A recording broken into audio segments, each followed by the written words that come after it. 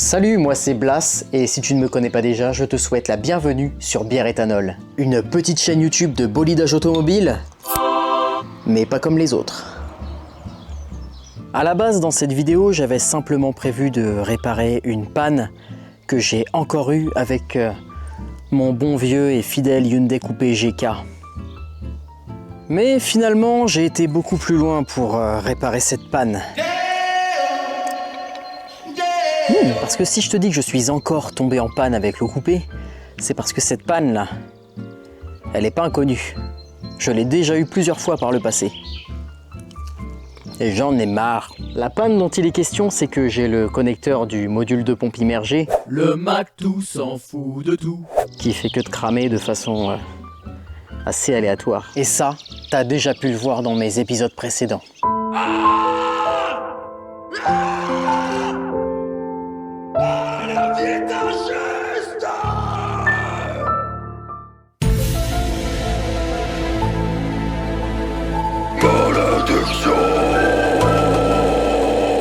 Il est beau le matou. Oh, il est beau le matou.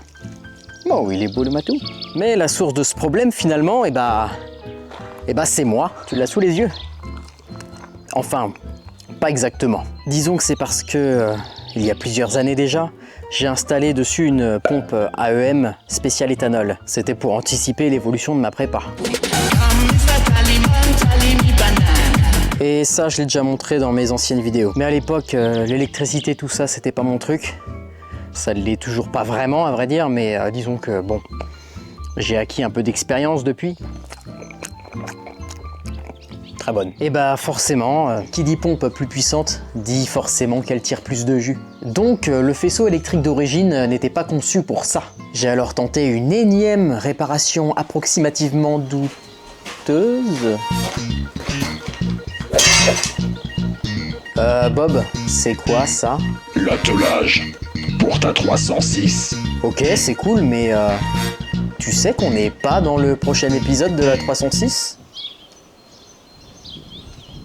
Bon, ok. Et dis-moi, t'as pas non plus trouvé un train arrière avec un freinage à disque pour la 306, hein, à tout hasard? Banane. Attends, il m'a pris au sérieux là? Bob! Bob, reviens Bob! Bob! Attends!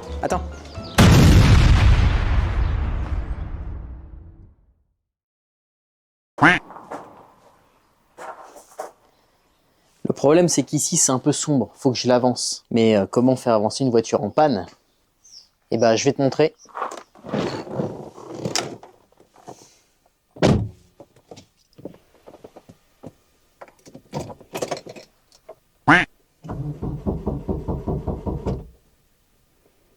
Et la batterie est faible.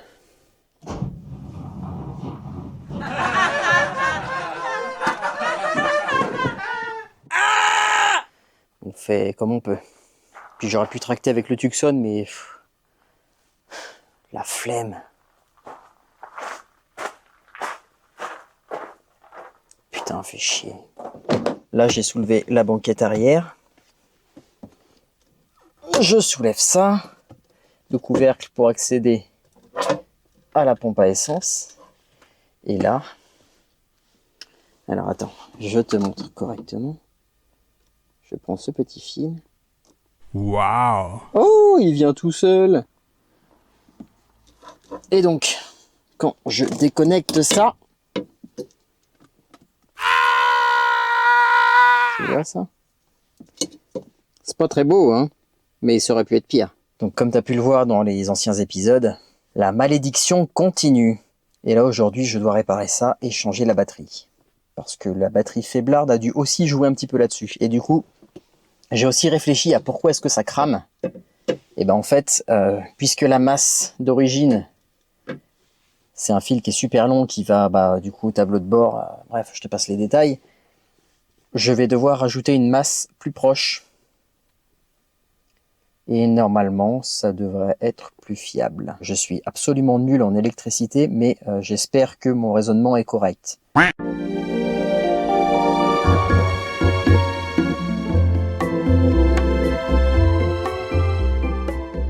Bon alors du coup, ce que je vais faire, c'est que je fais une nouvelle masse avec un nouveau fil. Et cette fois-ci, je les soude à l'étain, parce qu'avant, je les soudais pas à l'étain. Donc c'est peut-être ça qui posait problème aussi, parce que j'étais un peu con, tu vois. Parce que là, je réutilise pas l'autre tout pourri, là. Tu le vois, là? Focus. Est-ce que c'est important? On s'en branle. Tout ça pour dire qu'il est pas beau. Le fer à souder est chaud. Attention à pas se brûler avec. Je ne veux plus être emmerdé. On va attendre que ça refroidisse. Toi, tu bouges pas. Je vais même te débrancher parce que normalement, j'ai plus besoin de toute façon. Sécurité. N'allons pas faire de bêtises. Je vais te laisser refroidir par là, toi. Oh putain, ça y est, j'ai foutu le feu. Non, je déconne. Tu m'as quand même pas cru. Est-ce que c'est du costaud? Ouais, c'est bon là. Ça va pas bouger, ça.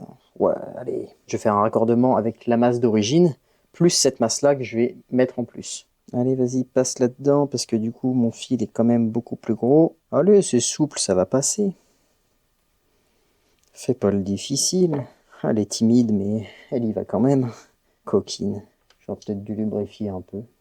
Tu vois, la technique, c'est de faire des rotations. Et donc maintenant, il faut que je passe ça. Mais il faut surtout que je fasse une entaille. Mais il faut que je sache où la faire. Si ça, c'est pas du boulot de pro, ça. Non, c'est pas du boulot de pro. J'en ai conscience, pas besoin de me le dire. Surtout porter des gants, parce que le risque de coupure peut être assez important. C'est par mesure de sécurité. On sait tous que c'est extrêmement important de faire attention. Parce que jamais personne n'aime se blesser. C'est pas bien de se blesser. C'est pour ça qu'il faut toujours porter des gants. Toujours porter des gants. Je rigole pas avec ça. Bon, je pense que c'est pas mal comme ça. Je vais les entourer. L'autre fil qui est à l'intérieur, enfin côté faisceau voiture, faisceau habitacle, faisceau coupé, t'as compris, hein. Je vais faire en sorte de l'enrouler là et de passer ça, tac, de mettre les deux, faire fondre. Et je pense que ce sera pas mal. Comme ça, là. De toute façon, il y aura l'écrou. Il va s'appuyer un peu sur le cuivre, là. Tac. Ah oui, il faut que je l'élargisse. Lui aussi, c'est un petit timide. Il y a un petit trou. Est-ce que je vais réussir à forcer avec mon doigt handicapé, là? Le chirurgien m'a dit, normalement, un jour, pour mon pouce, ça devrait aller mieux. À peu près comme avant. J'espère, parce que j'ai pas envie d'avoir un pouce handicapé toute ma vie. J'aime bien écraser mes cosses dans les épaules.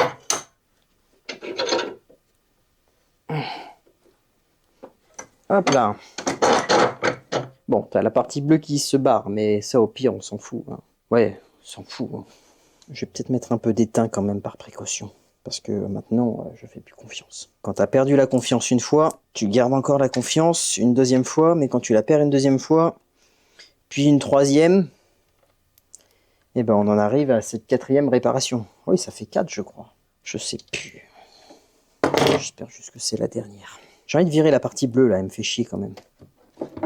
Je trouve que ça fait pas propre maintenant. N'oublie pas de porter des gants, sinon tu peux te faire très très mal. Je vais quand même me remettre un coup de fer à souder. On va risquer l'incendie une nouvelle fois, mais c'est pour la bonne cause. C'est pour la fiabilité de l'auto. Allez, vas-y, chauffe. Ça y est, ça fond. Oh merde, il pleut. Pas encore. Bah si, encore. Ça va le faire, ça va être très bien comme ça. Je range ça avant de foutre le feu. Oh merde, ça y est, j'ai foutu le feu pour de vrai. Non, c'était encore une blague, mais ouais, c'était pas drôle. Je vous le dirai jamais assez, portez des gants, c'est important. C'est chaud. Voilà pourquoi.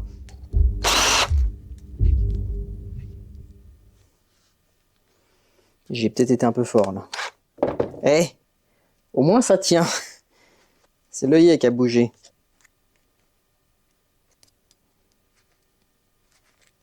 Oh le massacre, j'ai fait de la merde. C'est pas grave, ça va se reformer avec l'écrou quand je vais serrer. Hein. Puis ça se voit pas, c'est sous la banquette. N'est-ce pas? Pourquoi est-ce que je fais pas des trucs intelligents plus tôt? Et maintenant, ça passe. Donc là voilà, j'ai fait un trou ici là. Et ça va être là que je vais prendre ma masse, mais par en dessous en fait. Et je vais mettre un écrou contre écrou ici qui va tenir l'œillet. Donc tu vois, j'ai meulé le contour. pour avoir un bon contact. Je peux pas te filmer en même temps que je fais parce que c'est tellement étroit et puis c'est pas pratique. Et ben je te montre une fois que je fais étape par étape. Comme ça là, j'ai fait l'assemblage des deux masses. Et ce qui m'inquiète un peu, c'est ça en fait. Tu vois. C'est dégueulasse. Il y a un peu de jeu, enfin ça.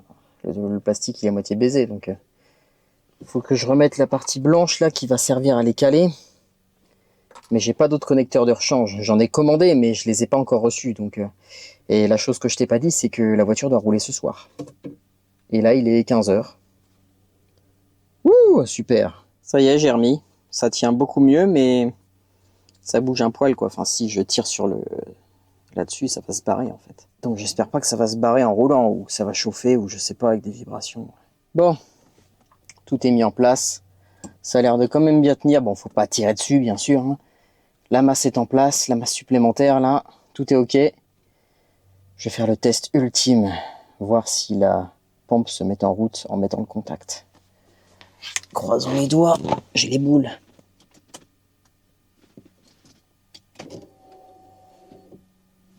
Oh putain, ça marche. Écoute. Je sais pas si tu l'entends là, mais... Si je démarre. Bon, la batterie est un peu faiblarde. Je te l'accorde. Oh putain, ça fait du bien. 2 semaines sans entendre ça. Oh, les joies de la mécanique. Waouh. Là, je suis content. Ça va rouler ce soir. Maintenant que le problème était censé être résolu, personne n'y croit. Je devais maintenant remplacer la batterie. Une tâche simple à réaliser. Mais il y a eu un imprévu. Et quand on parle d'imprévu... Oh, tu sais qu'on est toujours dans l'épisode 6 du coupé, là? Ok, belle trouvaille, je l'admets. Mais dommage que ce soit pas un train avec la poutre renforcée jaune. Banane. Oh, bah il est reparti. Tu crois que je devrais m'inquiéter? Maintenant, il me reste plus qu'une seule chose à faire.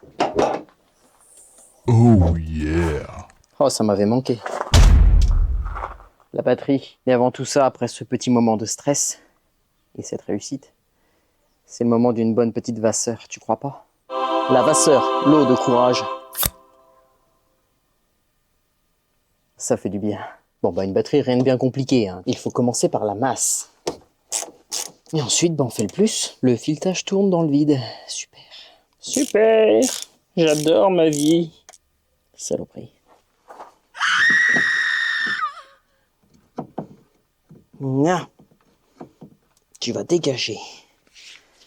Au grand mot, les grands remèdes. Faut que je vois ce problème, du coup. Est-ce qu'il y a que sur Bière Éthanol que tu vois un mec qui démonte une cosse de batterie avec un pied de biche? En 10 ans avec cette caisse, ça ne fait que la deuxième batterie que je change. Viens par là, ma grosse. Ça doit plus serrer assez, parce que déjà, t'as celle-là qui est tordue, là. Je sais pas si tu vois. Hein, tu vois ou quoi? Et puis, j'ai pas de cosse de rechange. Ouais, bon, on va tenter. On va essayer de ne rien casser. Voilà, si je le loge comme ça à lui. Et mon cliquet, je l'ai foutu où? Je suis là, connard! Ah, merde. Ah bah, il est là. Pff, quel con. Ah! Là. Bah voilà. Non. C'est le filetage qui est niqué à l'intérieur. Oh non, fais pas le coup, j'ai pas d'autre cause de rechange. À moins que je la force en l'emboîtant sur la batterie neuve, mais oh, ce serait pas très sérieux. Je crois que la cosse, elle est foirée. Et je n'ai pas de cosse de rechange. Qui aurait cru qu'une cosse m'aurait fait défaut aujourd'hui? Sûrement pas toi. Ou alors tu me portes la poisse. Bah non, c'est mort. Puis comme je te l'ai dit, elle est censée rouler ce soir. Et ce soir, c'est bientôt. Pourquoi une clé plate? Eh bien parce que je vais voir si le filetage tourne bel et bien avec. Ah ouais, si, c'est baisé. C'est baisé. Eh ben, ce que je vais faire, c'est que je vais la remboîter comme ça sur la batterie neuve. Après tout, ça marchait bien sur l'ancienne, hein. Et puis, je verrai plus tard pour changer cette cosse. Super! Un truc pas prévu. J'adore les trucs pas prévus. Allez, batterie neuve, n'en parlons plus. Celle-ci, elle a un peu moins de watts que la Bosch. Parce que la Bosch, elle fait combien la Bosch? Elle fait 600 ampères de pointe pour 70 ampères-heure. Et la Bosch, c'était 680 ampères pour 74 ampères-heure. Sauf que le format de batterie que j'utilise sur le coupé n'est déjà pas le format d'origine. Ce que je veux dire, c'est que la Fiam, elle est plus puissante que la batterie qui doit être d'origine sur le coupé. Donc dans tous les cas, qu'elle soit moins puissante que la Bosch, c'est pas grave, elle est plus puissante que d'origine. Et pourquoi? Parce que qui peut le plus, peut le moins. Va laisser comme ça. Et puis regarde, ça tient bien, franchement, ça bouge pas. On va mettre la petite masse, attention. Oh oui, on sent le jus là. Oh oui, on sent le jus. Et voilà. Hop. Toujours aussi dégueulasse par contre. Ça, ça change pas. Allez, et ça démarre. Oh ouais. Oh ouais. Oh.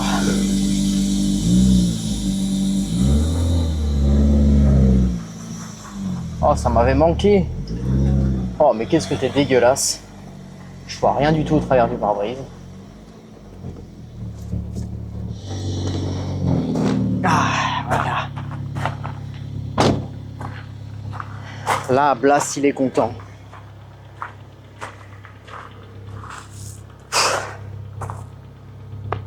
Ça fait du bien. Le Matou s'en fout de tout. Moi, ce soir, je vais rouler. Et c'est ainsi que j'ai pu rouler le soir même et que tout s'est très bien passé. Si tu as bien suivi l'épisode 1 de la 306 Profil Malsain, j'expliquais au début de la vidéo que le coupé était redevenu mon délit, car le Tucson était parti en réparation suite à un incident routier. Entre-temps, j'ai réparé le coupé parce que j'en ai eu besoin. J'en ai besoin actuellement parce que finalement, la 306, ce n'est déjà plus mon délit. C'est con, le coupé a repris son rôle de délit. Et pourquoi le coupé est redevenu mon délit? Parce que ma conjointe a eu un problème avec le Tucson. Comme tu peux le voir, il y a eu un problème.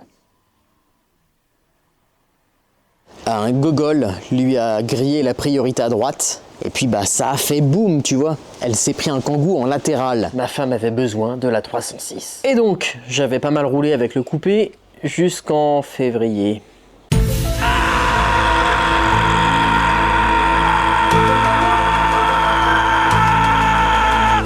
Et oui, les emmerdes recommencent. Pour ne pas abandonner le coupé comme un malpropre sur le bord de la route, je te rappelle quand même qu'il ressemble à une épave. Les gens pourraient croire que c'est une bagnole abandonnée. Je suis revenu sur place, équipé d'une pince multiprise et d'un tournevis plat, dans le but de pouvoir le ramener à la maison. Vidéo archive Instagram. Bon. J'ai rebricolé ça un peu. J'ai refait contact vite fait et... Tu l'entends? Attends, je recommence. Attention. Bingo. Réparer une bagnole avec... Au final, j'ai même pas eu besoin de la pince. Juste un tournevis. Bon, ok, je t'avoue que j'ai un peu flippé sur la route quand même, parce que ça pouvait prendre feu à n'importe quel moment. Mais finalement, je suis rentré sans souci. Et j'étais tellement fier de moi que j'en ai fait un sketch débile dans les stories sur Instagram. Bonsoir, monsieur. Avez-vous besoin d'un dépanneur? Oh, non merci. J'ai un tournevis. Oh, monsieur est équipé. Bonne soirée, monsieur. Et c'est quoi la conclusion de tout ça?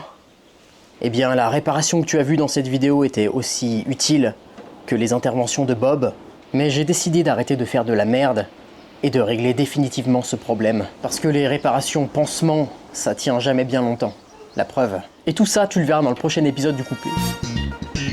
Oh putain, non, pas encore. Coucou. Et voilà, outre jaune banane. Banane, je me tire. Non mais...